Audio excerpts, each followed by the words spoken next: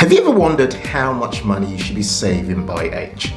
I recently gathered some thoughts from people in the Humble Penny community on Facebook and asked them, if you had one advice you could give yourself in your 20s, what would it be? The overwhelming majority of people said, I would be saving a lot more money. The thing is though, saving seems intuitively like the thing we should be doing, but yet most of us just don't bother saving money at all. In fact, the average savings rate in the UK stands at around 6.8%. So, are you 35 years old, in your 20s, in your 40s, 50s, or even 60s? You must surely be wondering, am I at the right stage of the money journey, and how much should I be saving at this stage? My name is Ken of the Humble Penny and Financial Joy Academy. What we do on this channel is to give you the insights, the hacks, the practical tips to help you work towards a dream life of financial independence and money joy. This topic of savings is hugely powerful because savings is a way in which you can begin to create a desirable life that works for you.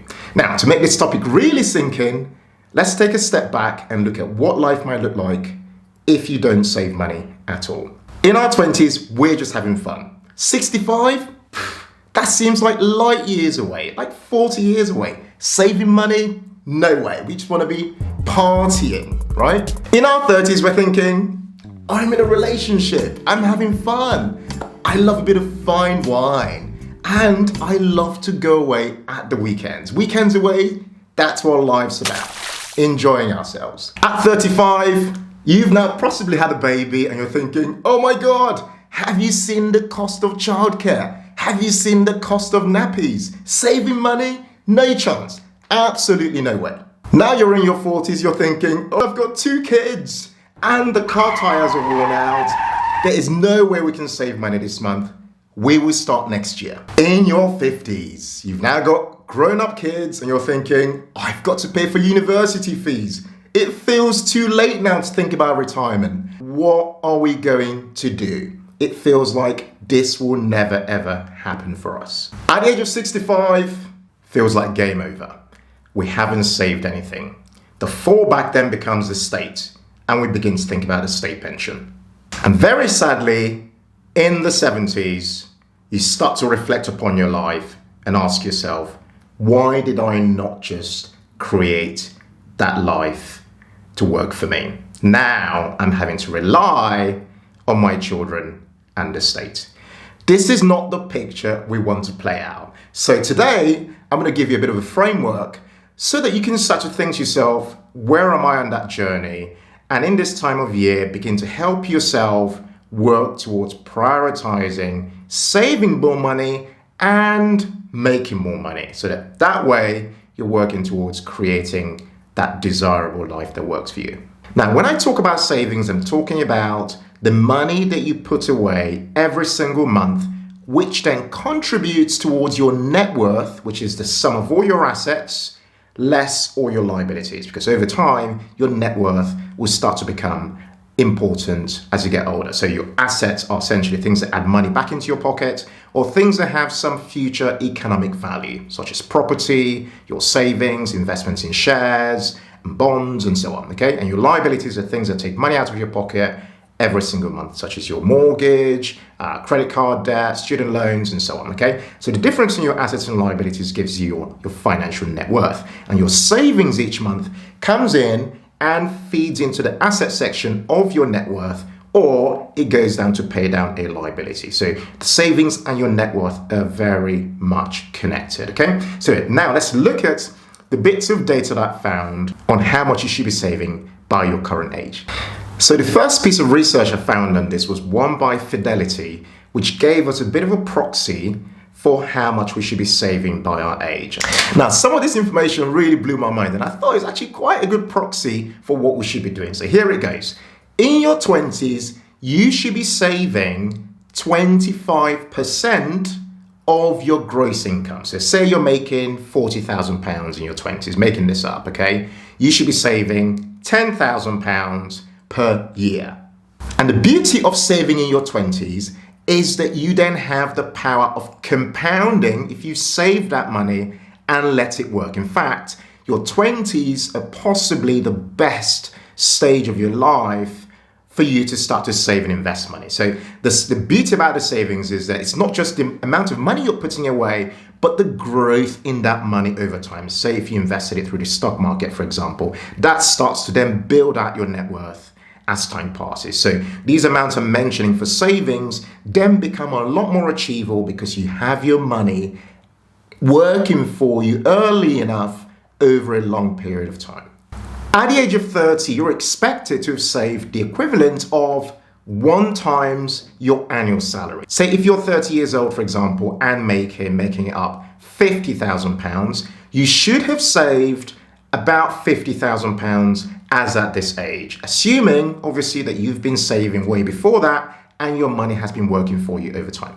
At the age of 35, you should have saved 2 times your gross salary. So if you're making, say, £50,000 at the age of 35, then you should have built up really a net worth of £100,000 by that age. Now, that net worth could actually, come to think about it, come from different other asset classes, such as your property potentially going up in value and helping you add to that net worth. At the age of 40, you should have saved up and built up a net worth of 3 times your gross salary. So the idea here is if you're making, say, £60,000, then 60 times 3, you should have a net worth of about £180,000. At the age of 45, you should have 4 times your gross salary, again, with the same multiple. If you were making, say, £60,000 at 45, then your net worth should be £240,000. At the age of 50, let's say you're making £100,000 at this age, then your net worth should be 5 times your gross salary. So at 100K times 5, your net worth would be £500,000. At the age of 55, this is 6 times your gross salary. Okay, so you can see the trend obviously here. Now, what's interesting about these numbers is that, in my opinion, these are the minimum amounts that you should really have built up if you are looking to retire comfortably one day at a later age. Now, this carries on to the age of 65, where you are expected to have generated a net worth of at least 8 times your gross salary. Let's say, making it up at the age of 65, you are still making a really, really good income. Again, I'm making this up. Let's say your income was £100,000. You'd be expected to have a net worth of £800,000. Now, again, you might not be making that much at 65, but the point here is that this would differ for everybody depending on what their levels of income is. Now, this is interesting, this piece of research from Fidelity, and I thought, how else could you look at this for this to become a lot more personalized? And this is my preferred way of actually looking at this. The other way is actually fun and interesting, and it's a good way for you to see what the data and the research shows out there. But a good way to look at this is to use a simple proxy of the 4% rule, because that connects to how much income you expect to be generating for yourself when you choose to retire one day. So I'm going to spend a couple of minutes just explaining what the 4% rule is. The 4% rule is known as the safe withdrawal rate. Essentially what that means is that you've built up a pot of money to a particular age in the future where you would then expect to be drawing down 4% of that total pot of money, okay? Which implies that that money might then last you for a period of time, typically 25 years, based on 4%, i.e. 100% divided by 4%. Okay, I'll put a link below to a video I actually did on this, on the power and above, on how to calculate your freedom number using the 4% rule. So check that video out. I'll quickly explain it here.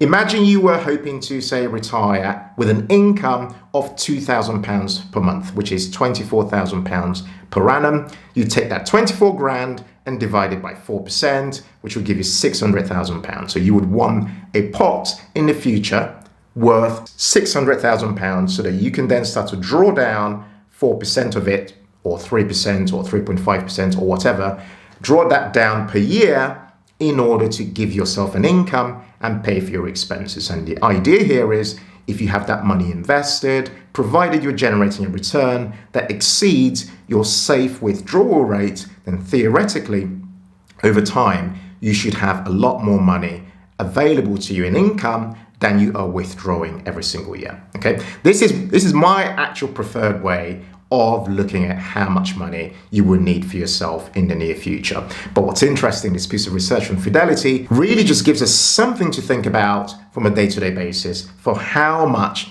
we should be saving at least, such that we can work towards a desirable goal in the future. In summary, saving money can be very challenging. I know that myself, but it is something that can really transform your life also, okay? So as you reflect on this time of the year, think about your future, consider for yourself what your current savings rate is, okay? I'll put a link below to a video I made and above on why the savings rate is extremely powerful for helping you achieve goals such as financial independence. Please check that out, watch that video, and find out why for every £100 that you reduce in your monthly expenses per month can lead to you needing £30,000 less in the future. It's so important to understand this, okay? Because £100 is an amount that most of us can relate to. I'd also like to refer you to another video we made on how we saved 60% of our income per month for financial independence. Again, I'll put a link to it below and above for you to check out.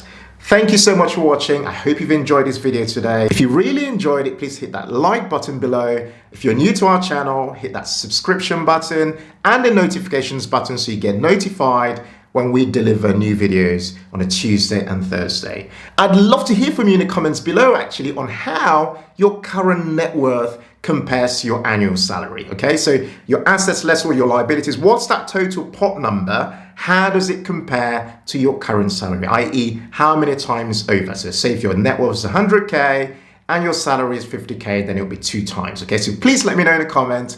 Also, please mention your age as well. It'll be nice to know what your current age is and how that compares to your current net worth. I just think this would be a bit of fun for us to talk about in the comments. And also to see how realistic those numbers I mentioned earlier were or not. Some of you might think they are completely realistic. Some of you might think, in fact, you need a lot more money if you are going to be retiring in the near future. Thank you guys so much for watching. If you enjoyed that video, make sure you hit that like button because it just helps encourage other people to watch a lot more of our videos.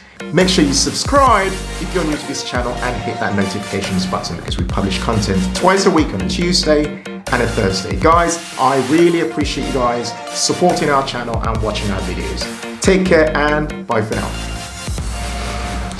All right, we're done.